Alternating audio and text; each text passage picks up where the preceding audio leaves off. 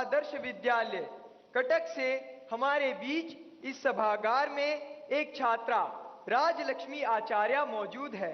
वे प्रधानमंत्री जी से प्रश्न पूछना चाहती हैं। राजलक्ष्मी, कृपया अपना प्रश्न पूछिए।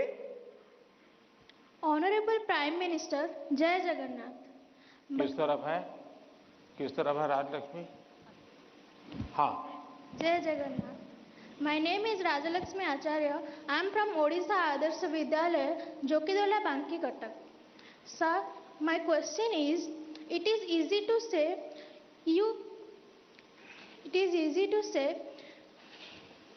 you face exam with a cool mind, but in exam hall the situation is so scary, like don't move, look straight and so on. Then how can it be so cool? Thank you, sir. धन्यवाद राजलक्ष्मी।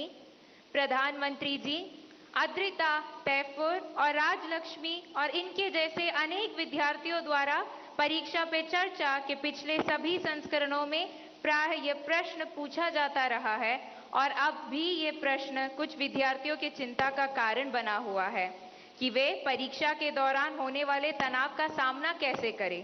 कृपया इनका मार्गदर्शन कीजिए। घूम फिर करके फिर तनाव आ गया। अब ये तनाव से मुक्ति कैसे हो? आप देखिए कैसी गलती होती है। कुछ गलतियां यानी रोजमर्रा की हम थोड़ा ऑब्जर्व करें तो पता चलेगा। कुछ गलतियां पेरेंट्स का अति उत्साह कर देता है, कुछ गलतियां स्टूडेंट की अतिशय सिंसियरिटी कर देती है। बस समझता हूं इससे बचा जाए। जैसे मैंने देखा है कि कुछ माँ बाप को लगता है कि आज एग्जाम है तो बेटे को नई पेन ला करके दो, जरा कपड़े अच्छे पहना करके भेजो, तो उसका काफी समय तो उसमें एडजस्ट होने में ही जाता है। शर्ट ठीक है कि नहीं है, यूनिफॉर्म ठीक पहना है कि नहीं पहना है। माँ बाप से मेरा आग्रह है जो पेन रोज उपयोग करता है ना वही दीजिए आप। या वहां पेन दिखाने थोड़ा जा रहा है वो। और परीक्षा के समय किसी को फुर्सत नहीं है, आपका बच्चा नया पहन करके आया, पुराना पहन के आया है। तो ये साइकी उनको बाहर आना चाहिए। दूसरा, कुछ ऐसी चीजें खिला करके भेजेंगे, तुझे एग्जाम है ये खा के जाओ, एग्जाम है ये खा के जाओ, तो उसको और मुसीबत होती है जिसका वो कंफर्ट नहीं है। आवश्यकता से अधिक उस दिन खाना, फिर मां कहे अरे तुम्हारा तो एग्जाम सेंटर इतना दूर है, तुम रात आते आते 7 बज जाएगा, ऐसा करो कुछ खा के जाओ, फिर कहेगी कुछ लेके जाओ। उसको वो रेजिस्ट करने लगता है, नहीं मैं नहीं ले जाऊंगा। वहीं से तनाव शुरू हो जाता है, घर से निकलने से पहले हो जाता है। तो मेरी सभी पेरेंट्स से अपेक्षा है और मेरा सुझाव है कि आप उसको अपनी मस्ती में जीने दीजिए।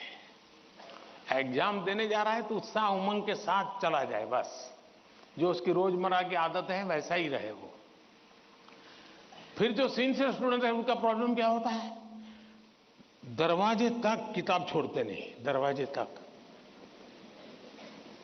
अब आप अचानक इस प्रकार से इवन रेलवे स्टेशन पर भी जाते हैं ना, तो कभी ट्रेन की एंट्री और आपकी एंट्री ऐसा होता है क्या?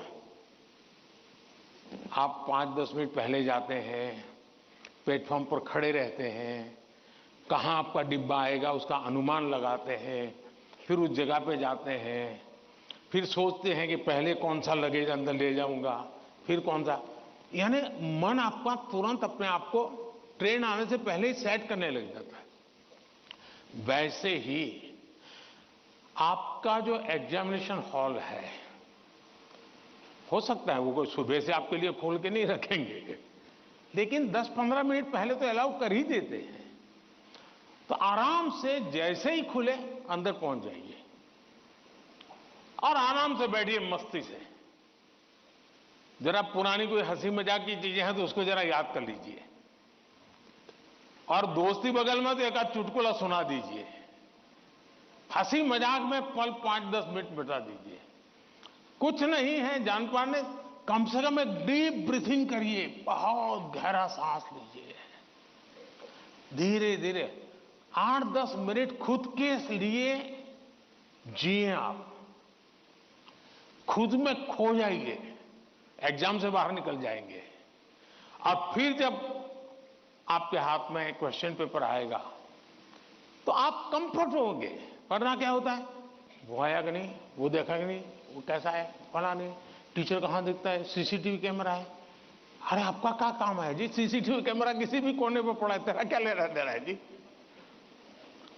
हम इन्हीं चीजों में लटके रहते हैं जी, और वही बिना कारण हमारी शक्ति समय वेस्ट करता है।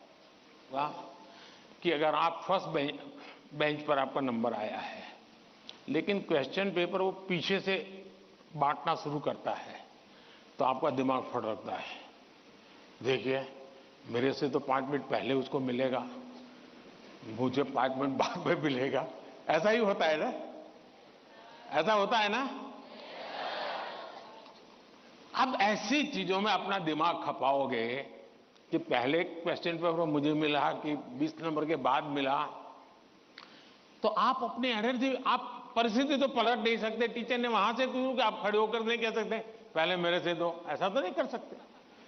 तो आपको पता है ऐसा होना, तो फिर ऐसे ही अपने आप को एडजस्ट कर लेना चाहिए। एक बार आप ये अगल बगल की सारी दुनिया, और हम बचपन से पढ़ते तो आए हैं, वो अर्जुन को पक्षी की आंख वाली कथा तो सुनते रहते हैं, लेकिन जीवन में आता है तो नहीं, पेड़ भी दिखता है, पत्तियां भी दिखती है, तब आपको वो पक्षी की आंख नहीं दिखती है। आप भी मन में कथाएं सुनते हैं, पढ़ते हैं, तो उसको जीवन में लाने का मौका होता है। तो पहली बात तो ये है कि इन सारी बाह्य चीजों से आप, दूसरा, परीक्षा में घबराहट का कभी कारण ये होता है, कभी लगता है समय कम पड़ गया, कभी लगता है कि अच्छा होता मैं वो क्वेश्चन पहले कर लेता।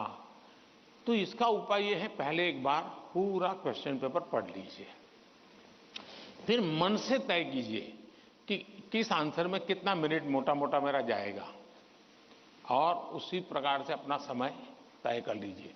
अब खाना खाते हैं, आप खाने के लिए बैठते हैं तो घड़ी देख करके थोड़े खाते, भाई 20 मिनट में खाना खाना है। तो खाते खाते आदत हो ही जाती है, हाँ भैया इतने में 20 मिनट भी हो गया और खाना भी हो गया। इसके लिए कोई घड़ी और कोई बेल थोड़ा बजता है कि चलो अब खाना शुरू करो, अब खाना बंद करो, ऐसा तो होता नहीं है। तो ये प्रैक्टिस है। दूसरा, मैंने देखा है कि आजकल जो सबसे बड़ी समस्या है, जिसके कारण ये समझ है, आप मुझे बताइए, आप एग्जाम देने जाते हैं, मतलब आप फिजिकली क्या करते हैं? आप फिजिकली पेन हाथ में पकड़ करके लिखते हैं, यही करते हैं ना। दिमाग अपना काम करता है, लेकिन आप क्या करते हैं? लिखते हैं। आज के युग में आईपैड के कारण, कंप्यूटर के कारण, मोबाइल के कारण मेरी लिखने की आदत धीरे धीरे कम हो गई है। जबकि एग्जाम में लिखना होता है, इसका मतलब हुआ कि मुझे अगर एग्जाम के लिए तैयार करना है तो मुझे अपने आप को लिखने के लिए भी तैयार करना है। आजकल बहुत कम लोग हैं जिनको लिखने की आदत है, और इसलिए डेली जितना समय आप अपने पठन पाठन में लगाते हैं स्कूल के बाद, उसका मिनिमम 50% टाइम आप खुद अपनी नोटबुक के अंदर कुछ न कुछ लिखेंगे। हो सके तो उस विषय पर लिखेंगे, और 3 बार 4 बार खुद का लिखा हुआ पढ़ेंगे और खुद का लिखा हुआ करेक्ट करेंगे। तो आपका जो इंप्रूवमेंट होगा किसी की मदद बिना इतना बढ़िया हो जाएगा कि आपको बाद में लिखने की आदत हो जाएगी। तो कितने पेज पे लिखना, इतना लिखने में कितना समय जाता है, ये आपकी मास्टरी हो जाएगी। कभी कभी मन से विषय आपको लगता है ये तो मुझे आता है। जैसे आप मान लीजिए कोई बड़ा प्रसिद्ध कोई गाना सुन रहे हैं, गाना बज रहा है तो आपको लगता है ये गाना तो मुझे आता है, क्योंकि आपने बहुत बार सुना है, लेकिन एक बार गाना बन करके जरा कागज पे लिखो ना, वो गाना आता है क्या, तो पता चलेगा नहीं यार, सुनते समय जो मेरा कॉन्फिडेंस था, मुझे अच्छा लगता था और आता था, हकीकत में मुझे आता नहीं था, मुझे वहां से प्रॉम्प्टिंग होती थी, इसलिए मुझे वो लाइन याद आ जाती थी। और उसमें भी परफेक्ट शब्द के संबंध में जब बात आएगी तो मैं पीछे रह जाऊंगा। मेरी आज की पीढ़ी के साथियों से बहुत मेरा आग्रह है कि कृपा करके आपकी एग्जाम में एक बड़ी चैलेंज होती है लिखना, कितना याद रहा, सही रहा, गलत रहा, सही लिखते हैं, गलत लिखते हैं, वो तो बात का विषय है। आप अपना ध्यान प्रैक्टिस में इस पर कीजिए। अगर ऐसी कुछ चीजों पर अगर आप ध्यान केंद्रित करेंगे, मुझे पक्का विश्वास है कि एग्जाम हॉल में बैठने के बाद जो अनकंफर्ट या प्रेशर फील करते हैं वो आपको लगेगा ही नहीं, क्योंकि आप आदी हैं। अगर आपको तैरना आता है तो पानी में जाने से डर नहीं लगता है आपको, क्योंकि आप तैरना जानते हैं। आपने किताबों में तैरना ऐसे होता है और आप सोचते हैं हाँ मैं तो पढ़ा था भाई, हाथ पहले ऐसे करते, फिर दूसरा हाथ, फिर तीसरा हाथ, फिर चौथा हाथ, तो फिर आपको लगता है हाँ पहले हाथ पैर दिमाग से खप कर लिया, अंदर जाते ही फिर मुसीबत शुरू हो जाती है। लेकिन जिसने पानी में ही प्रैक्टिस शुरू कर दी, उसको कितना ही गहरा पानी क्यों हो, उसको भरोसा होता है मैं पार कर जाऊंगा।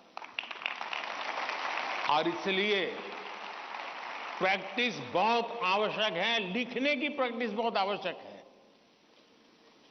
और लिखना जितना होगा शार्पनेस ज्यादा आएगी, आपके विचारों में भी शार्पनेस आएगी।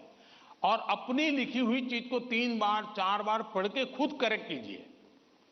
जितना ज्यादा खुद करेक्ट करोगे, आपकी उस पर ग्रिप बहुत ज्यादा आएगी, तो आपको अंदर बैठ करके कोई प्रॉब्लम नहीं होगा। दूसरा, अगल बगल में वो बड़ी स्पीड से लिख रहा है, मैं तो तीसरे क्वेश्चन पे अड़ा हुआ हूं, वो तो 7वें पर चला गया।